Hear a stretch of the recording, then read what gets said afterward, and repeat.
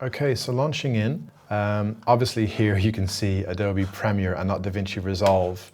So it raises the question, why should we use Resolve? You're likely starting off in Adobe Premiere and you're going to want to get that footage into Resolve for coloring, but you just can't get the results that you need from Premiere's Lumetri Color. And it's worth saying as well that Resolve is just better for grading all round. Not only does it have a better kind of architecture for dealing with more advanced color grading, but it also has tools that are much more likely to help you get better results. Looking in Premiere here, I've done a bit of Lumetri Color. This was shot in S-Log2, so quite flat and washed out looking. And for example, some of the things that you might do are just add some curves.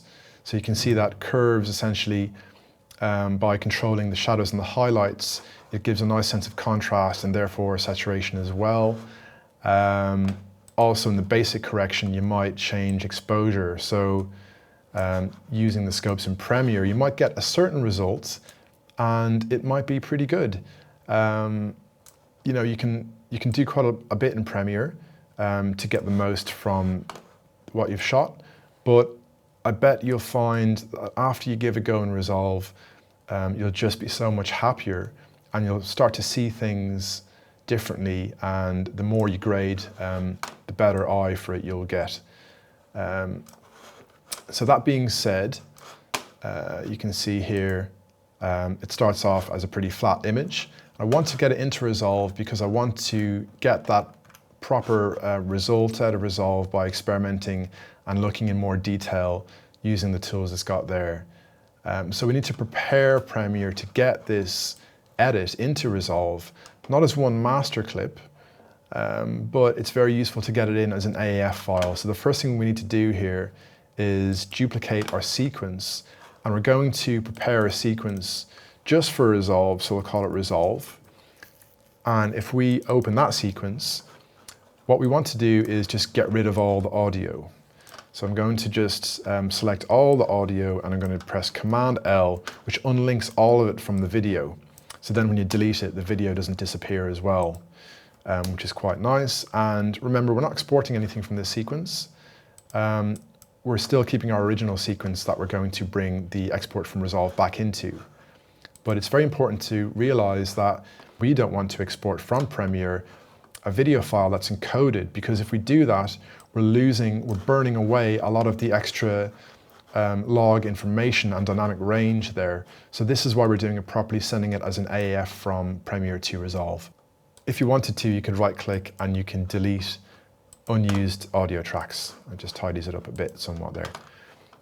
Okay, brilliant. So now we simply go File, Export, not Media, File, Export, AAF.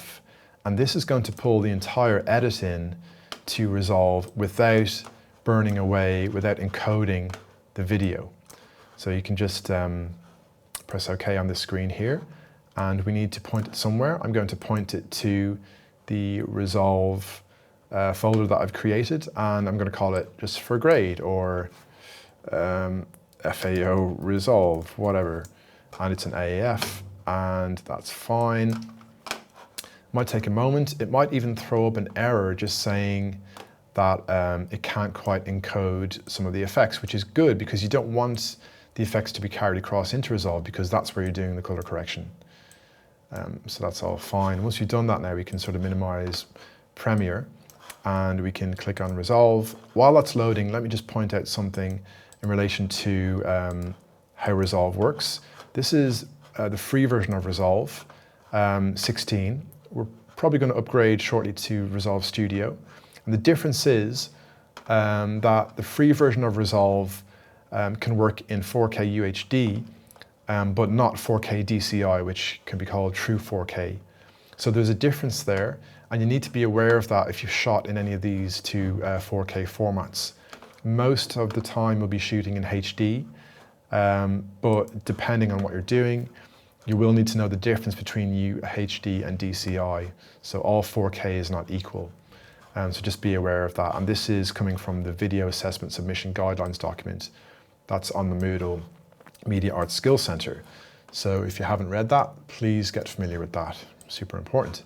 The first thing we get in Resolve is this pop-up prompting us to load our untitled project. But before we do that, we need to be aware of what databases are here. A database file is a file that Resolve creates so that all of the metadata work that you've done can be picked up again the next time you work on that session. So it defaults to the local computer that you're working on. And if you want to carry the database onto the server, in other words, if you want your work to be transferable between machine and machine on our local server, you need to make a new database file and point it to the server. Otherwise, you'll be stuck on that one machine, which isn't good. I mean, you might make a local database file in the grading suite, the conforming suite, but really you want to always point it to the server. So new database, create, type disk, and you're going to want to name it with the project name, test grade, whatever. Select your location directory, click here, and you'll get a pop-up and you can navigate to your namespace on the server wherever you have your project saved on there. So I've just pointed it to this folder space on my server space, and if I press create, it will then generate the database file from that location before I launch into my project, which is really important because you want to define that before you begin. It becomes a bit more complex if you want to be copying the database files all around the place after you've already done some work on one particular machine. So this is important and it can save you a lot of stress. Believe me, I've seen people deal with this very last minute and it's not fun. So yeah, once you've done that, you can just double click on the Untitled project and it will launch into Resolve. So your project settings, so your master settings and the project settings are very likely going to want to be HD, which is 1920 by 1080 at 25 frames a second. This is if you've shot in HD.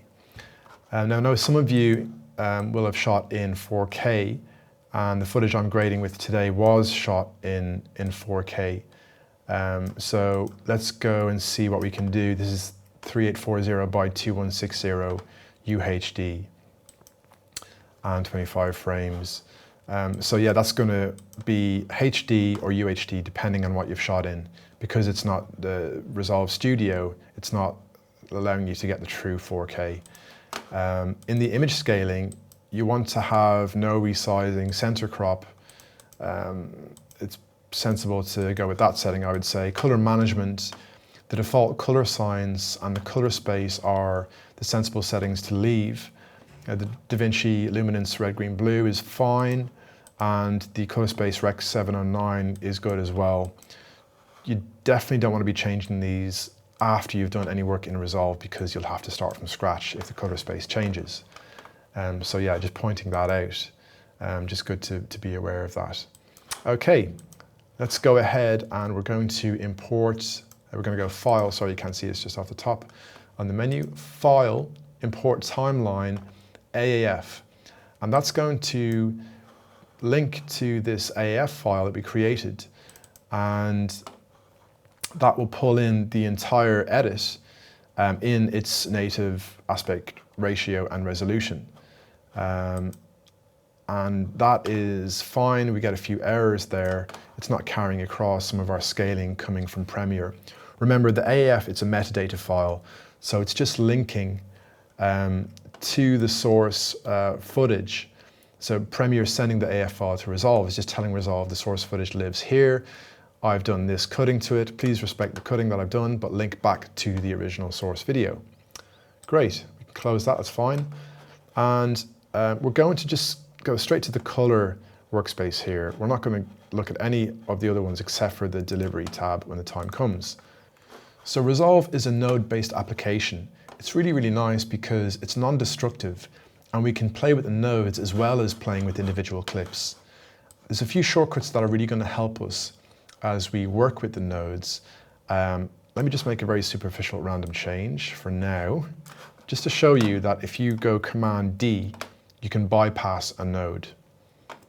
You can also right-click on a node and reset the node, which is nice. So nodes are really nice and friendly, and you can name them and color them as you wish as well. Press Option S a load of times for a very complex grade. You can undo, thank God. You can go Option P and you will get a parallel node which you can sort of blend in to the other parallel node. And if you want to go crazy, you can have quite a lot of parallel and serial nodes in complicated ways. Don't be put off by that. We're going to keep things very simple. And until you're more comfortable, you don't really need to have many nodes at all. You can also lock them once you're done with a node. The first thing we're going to do is the primary corrections. That means just balancing out the exposure and setting the contrast before we do anything with the color tones. So what we might decide to do is label the node primary, and we're going to do some grading using the wheels, looking at the scopes. And once we've done that, we can lock the node. So that's quite a nice little feature.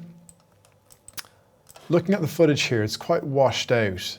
So we're just going to try and bring this to life by using the wheels and the scopes. We're not going to go crazy just yet.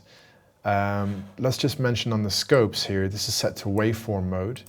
You've got some scope settings. If you want to change the brightness of the scope itself, you can reset the view too.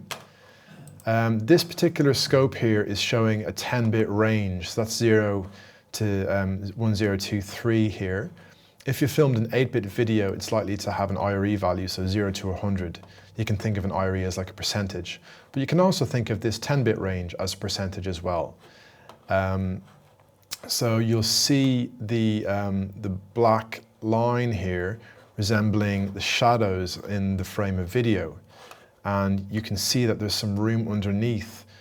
Because this is a full range of video science here, we can utilize this unused portion below where the pixel information is. And similarly on the highlight area, we can eat into this headroom and use all that dynamic range from the log footage captured on the FS7 to really get the most from the frame of video to add depth and a nice high dynamic range image. We're going to start off with the lift, and instead of just clicking randomly in the nodule here and using it in a color sense, just going to undo, we're going to just use this wheel here, which is all the colors together. And what we're going to do while we're adjusting the wheel, we're going to look over at the scope on the right-hand side. We want to get that baseline of shadow area down just above, right? So you can see it moving. We're going to get it down just above 0, which is the limit of our full range at the very bottom. And straight away we can see it's made a difference to the shadows there, and the whole thing looks better. It's got more contrast and it's less washed out, and we can do our old trick of Command D to see the difference immediately. Look at all the room we've got still in the upper range, and we're going to use the gain wheel here to utilize all of that headroom. Don't want to go crazy. Usually aim for about 75%, which is around about here on a 10-bit waveform. On a 8-bit, you can actually see, it should say 70 or 80. You can sort of aim in between there. And it's important at this stage to mention as well that you want to be grading on a proper reference grade monitor. Otherwise, you're probably not seeing a true representation, and it might change. It might be more inconsistent as you change from one machine to the next. So do use a properly calibrated display and judge it by eye, but yeah, keep bypassing, keep A/Bing things, comparing and testing, and you're more likely to reach a final end result that you're happy with. So you can see already we've made a huge difference just by adjusting the lift and the gain here. The midtones are controlled by the gamma region. So if we change the gamma wheel, we're targeting those midtones where we've got so much of our important information there. And again, you could, if you wanted to, you could put that on a separate node if you wish, but we're going to have everything on a primary node here. And it's just about reaching a look that that offers sort of depth, but also a good amount of contrast. You're happy with that.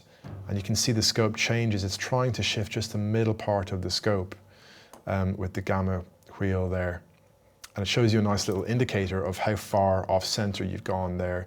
There are some bars and there's some log adjustments, but best to stick to the primary wheels for now. We've got a white balance picker down here, so we can try and correct the white balance afterwards. It's perfectly acceptable to do that in Resolve afterwards if you have shot well, particularly with log footage. You can get all the control over your white balance in Resolve. So that made quite a difference there. That might not look warm, but if you look down at the scope, you can see the reds are peaking above the blues there. So that means a white balance is going to make it a bit cooler, and just be careful when you're using the picker as well. Make sure that you use the actual tip of the picker, and it'll do a proper white balance, as I've just demonstrated the difference between doing it correctly and incorrectly. I'm targeting the handle here, which is a nice white point on that frame of video. And it's really nice to give this kind of a cooler look. Generally speaking, when in doubt, cooler is better because it just pops more, and yeah, it's just easier to turn into a nice end result. And even if you haven't shot in log, for example, maybe you've got a 5D, you want to try and shoot quite flat without burning in saturation and contrast onto the video as it's being encoded in the camera sensor. It just gives you more to work with. And the white balance here as well helps us get that nice natural cool looking shot. There is also an auto white balance button. Let's just see what happens when I press auto balance. Okay, you can see it sort of pushes the colors more on the scope, and I think it's gone kind of extreme, so you may or may not find that useful. What you will need to know for sure is all the settings down here underneath the primary wheel controls. So if you prefer doing things manually, of course, you can change the contrast and the saturation. You can see here, you can do all these things manually. Now I'm just playing with them just to show you what the effect is. You can target the highlights and the shadows separately down here if you prefer. And you've got a color boost, which is sort of like saturation for the shadow region more than anything. And you've got mid-tone detail as well. That gives a sort of sharpening effect. Softening, sharpening, cool. So you can play with that, but to be honest with you, it's always best to kind of err on the side of caution, I would say, and go for a more naturalistic look. It just works out better for you. You want it looking good, like it pops, it's got good dynamic range, but you don't want people to be distracted with weird stuff. You've gone too far. It'll detract from the story being told, which is a real shame because actually that's something you see quite a lot. Great, so we've got a nice initial grade there. The scope's looking good. White balance is good. If we compare to another clip, we can see the difference is quite huge. So there's a couple of different ways we can transition the grade from this clip to that clip. Probably the best way is by right-clicking and grabbing a still from the grade that we've done, and that still will then appear up in the gallery on the upper left if you've got the gallery selected. I'm just clicking through to show you. You might have different views, but the gallery is probably the one you want to have on at this point.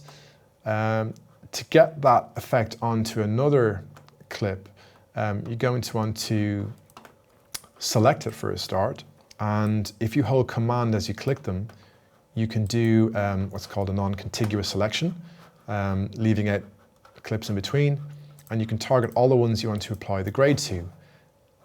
To apply the grade, just go up here and right-click on the still in the gallery and press Apply Grade, and it just does it across all of them there.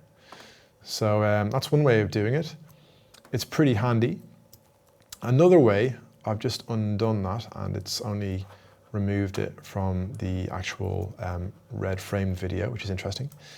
Another way to do it is to just select the target clip that you want to apply the grade to, And with that selected, you can just right click on the source clip and you should be able to just press apply grade and it will update there. Or you can also shot match to this clip. So similar ways of achieving the same result. It's worth pointing out as well, if you want to do a split screen view, for example, you're grading one clip to another one, it's quite useful to just click the split screen button here and change this drop-down view to selected clips, command click a separate clip, and you can check them. You want to make sure that if you're copying and pasting a grade across multiple clips, that it's actually holding well and nothing is changing in the sort of destination clip that's different that you might want to actually tweak. You still want to go through clip by clip. It's really good practice. Even if you're copying and pasting, you don't just sort of want to blanket paste across your whole session. It's just sort of, it's okay to do it as a starting point, but you do want to always check everything's looking good and matched. And the waveform should as well. It should show you a split view if you wanted to really check on your exposure and your skin tones. So pretty handy there. So it can save you a lot of time, but just be careful about that. Just a final note on primary correction. When we are comparing selected clips with the waveform, the offset tool is pretty handy in terms of just balancing out the exposure of one against the other. So depending on which one you've got selected first, as indicated by the red wrapper around the box, not the kind of highlighted background, you can use the offset and you can sort of look to balance one shot against another. So that's worth bearing in mind for some reason if light is changing, if you're battling a variable on screen.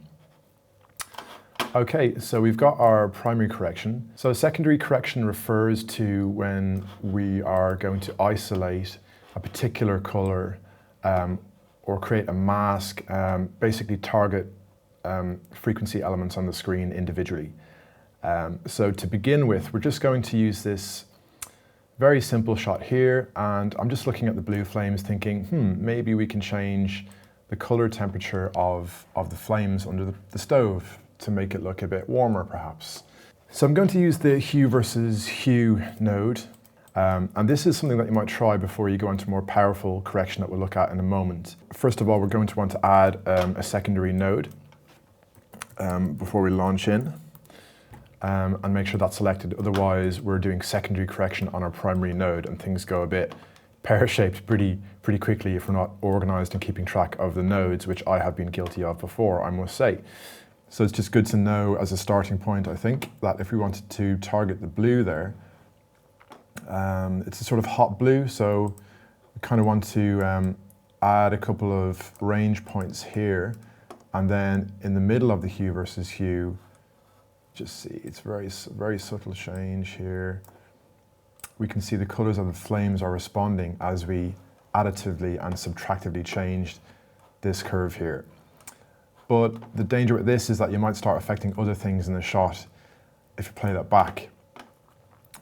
Got a funky green going on there, but yeah, the problem is you might start to see other elements very subtly perhaps in that color range, depending on the scene. Now, this is a fairly colorless scene here, so it depends what you're working with. But there are times when you need to essentially apply a tracking window. So it's called a power window, and we're going to apply it from here. We can actually draw on using a pen tool, and what this does, once we close the track, we can look at the actual bit that we're masking out there, and we could add some feathering so that we're just targeting that region. We don't want to have it spilling everywhere, and we want a bit of a subtle feather on there. Now this is a really subtle demonstration of this tool, and there's all different applications of this, but I'm just showing you a way that we can do this that is subtle. So at the moment, it doesn't track the actual stove flames, it just goes off the side. So in order to keep focusing on there, we've made our power window shape and feather. We need to add the track. Let's just go to our tracking window, press play, and you can see it intelligently tracking the flames of the stove in that power window now. Lovely, really nice.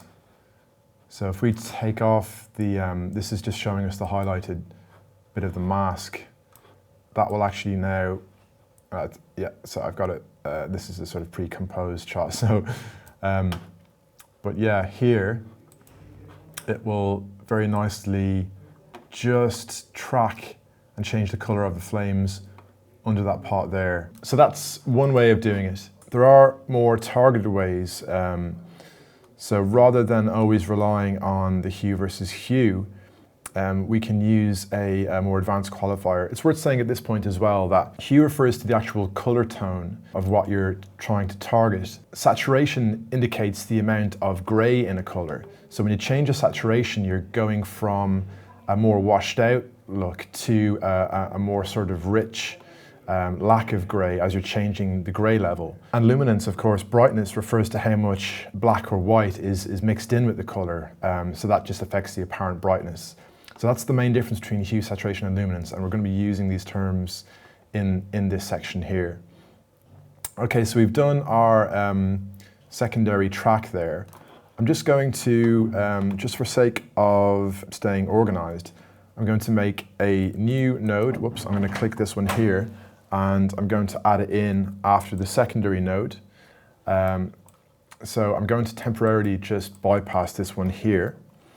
And on my new node, I'm going to right-click and I'm going to label this HSL qualifier. And of course, I need to activate the color picker. I'm going to target the door area. That's come out fairly well. You can modify the range of the selection by clicking and dragging around here. And you can also change the finesse as well, which is pretty handy. So if I toggle this here, you can see that it's not quite capturing the full range of the door. And by experimenting a bit here, you can see the difference it makes. You can basically target the clean blacks and white areas. You can change the blur radius. You can amend the in-out ratio, which is useful. But we're still not, if I change this, it'll be easier to see. We're still missing quite a bit of the door there. So what we need to do is broaden the hue itself.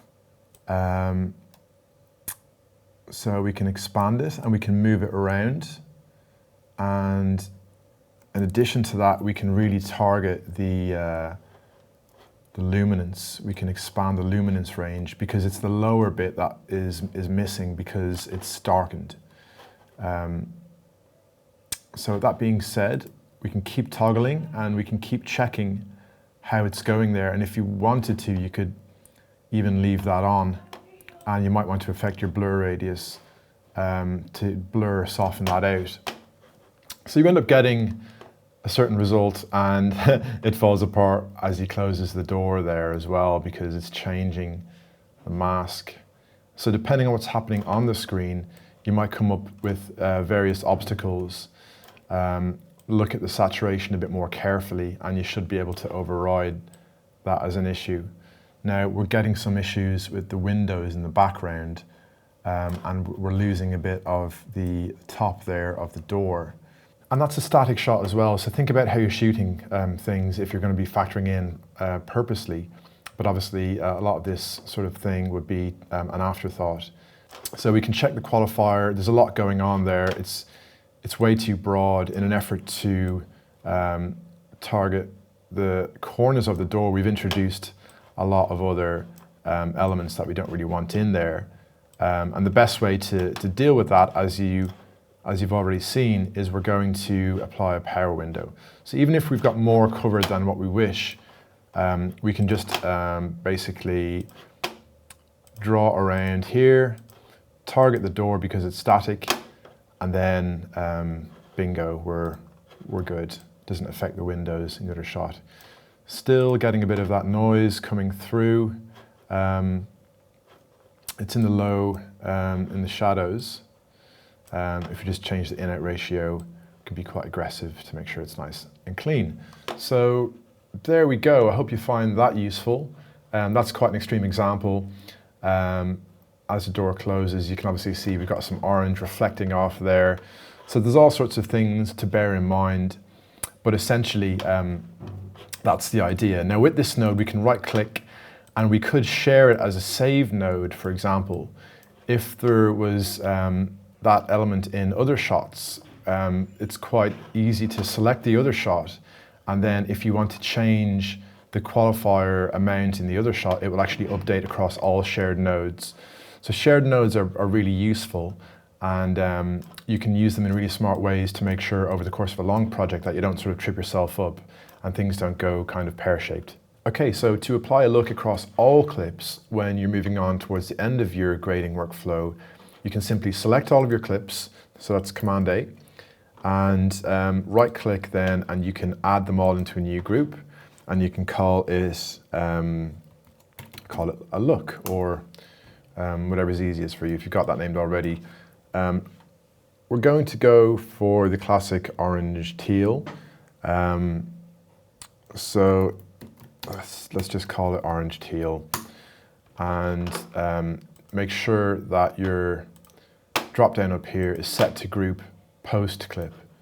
Otherwise you're not going to see the master node. And if you're not sure, you want to check things, just do a ridiculous change, and you can see that it will apply across all the clips because we've applied it to the group post clip node. So that's a very easy way to check. And remember, this is now on a separate node, so anything that we do is separate from the clip-based nodes that we have separately in the clips. Okay, so we've confirmed that that is a proper group node. And we'll start off with curves because, well, curves is just a classic way of controlling contrast, changing the shadows and the highlights. And curves is a way of doing things that is usually going to give you a more sort of natural approach, because we're not sort of doing any harsh qualifiers or anything. It's just a more natural way. So if I was to punch in the midtones of the curve here, just as a starting point, you can see the curve is super sensitive, and we're changing the overall exposure. So this part up here will be the highlights, and down here will be the shadows. And the reason that we have these points here is because we can effectively use the points to separate the shadows out from the highlights. So the classic kind of curve you might see is a sort of S-curve shape, and you can see the difference that makes. We've already got a bit of contrast going on at the clip-based level, so we don't want to kind of go overboard. We can see it's very easy here to just go completely overboard because we're sort of applying a curve on top of a curve. So what I'm saying here is be very careful. Don't go too far. When in doubt, always err on the side of caution. But you might, for example, just want to dip further, reduce the blacks, depending on what you've done with the grade itself. And looking at the scope, you can see that we're really just targeting now the lower portion. So we can just bring those blacks down, more contrast, it's going to give you more saturation. Don't go overboard. You can be very subtle about things. It's just another layer of input to bear in mind, and it would be good to obviously label that as well. So that's a popular way to perhaps start off with your look. Now, using our shortcut Option S, we're going to add another node, and we're going to potentially go into cliche territory here, but we're going to look at the teal orange separation. And the reason for that is it really separates the skin tones, which is where the emotion lies in the frame, from the background, which you don't want to necessarily have distracting away from the emotional context. So it can be quite useful sometimes to just go for this approach, although it really is up to you. So with the teal node, we can basically, using the picker in the middle here, we can offset the colors entirely towards teal, and we can just give everything quite a cool look. What we're trying to do is pull it away from that red. If I just very quickly just go on the vector scope and show you here, the skin tone indicator line is where the skin tones are, and we're going to be pulling away from that because we're looking for separation. If you go too far, it just all looks a bit blue, but we're going in the right direction, and subtlety is the key. When in doubt, err on the side of caution, I say. So yeah, just pull away from that skin tone, and now we've got a teal look. So I'll just bypass that just so you can see what's going on there. Quite a big difference, really. Back to the waveform, you can see separating. You can see a lot in the shadows there. It's really bringing out the blue in the shadows, so we'll look at that in a moment, but you can see the result. It makes a huge difference in cooling everything down. It does look nice, but it definitely reduces the emotional connection that you have with someone. So here we're going to go option P, and now it's time for our parallel node. It's a skin node, so why don't we label it skin? And we're going to try with this node, bring out the colors of the skin, and there's different ways to do it, but I think we're going to stick with the hue versus saturation, and we're going to use the eyedropper. It should default to the eyedropper with the hue versus sat curve there, so we can find a sort of mid-neutral skin pixel, and what it does is it adds in the boundaries and the point of interest, the frequency of interest there. So that's quite handy, really. And then once we've got that, we can essentially boost or cut out the skin tones. Now, this is ridiculous. I always go to the extremes just to see the result. That's the audio technician in me.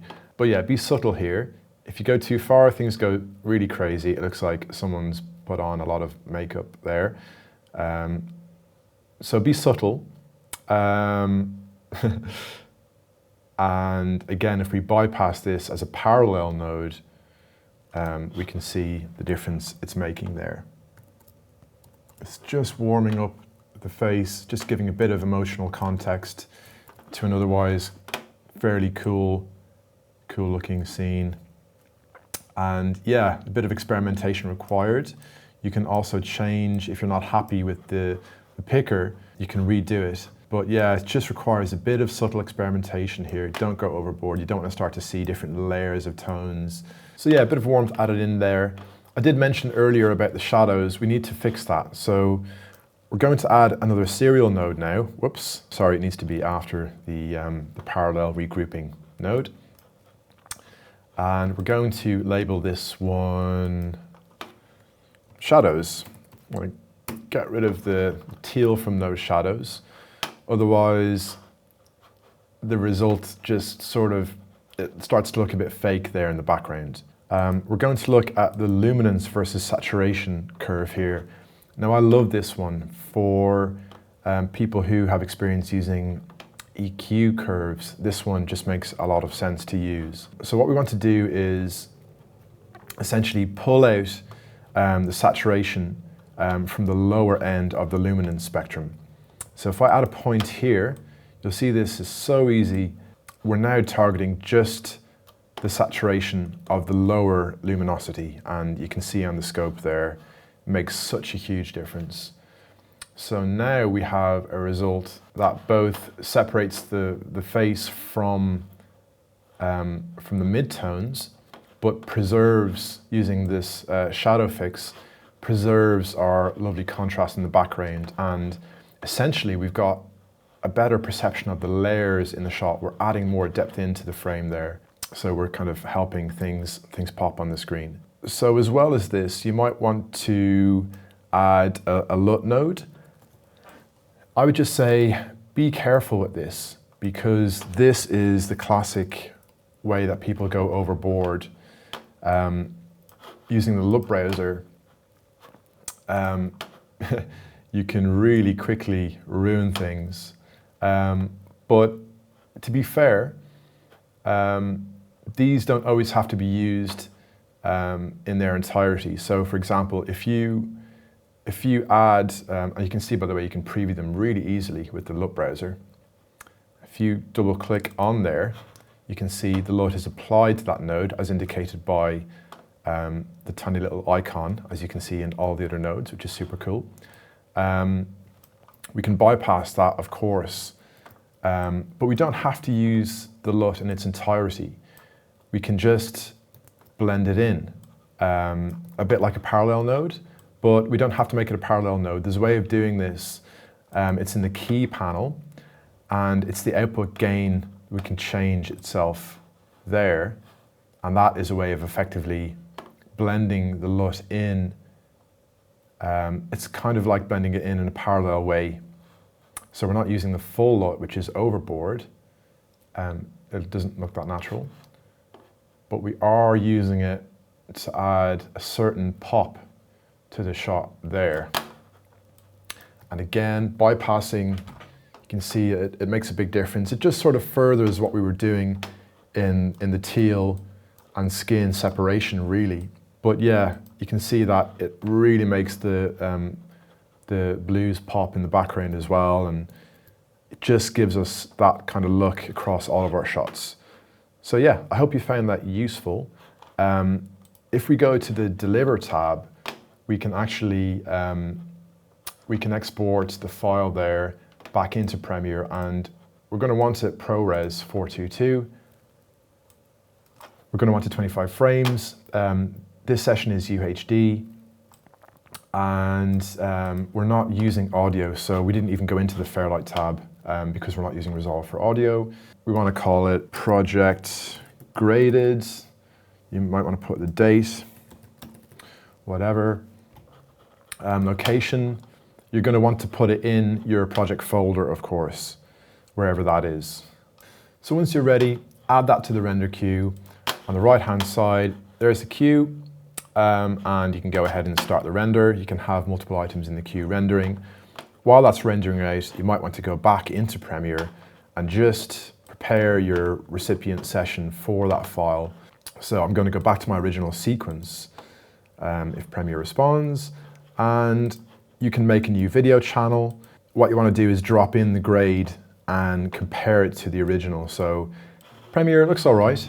Let me just bypass this, and here we have Resolve.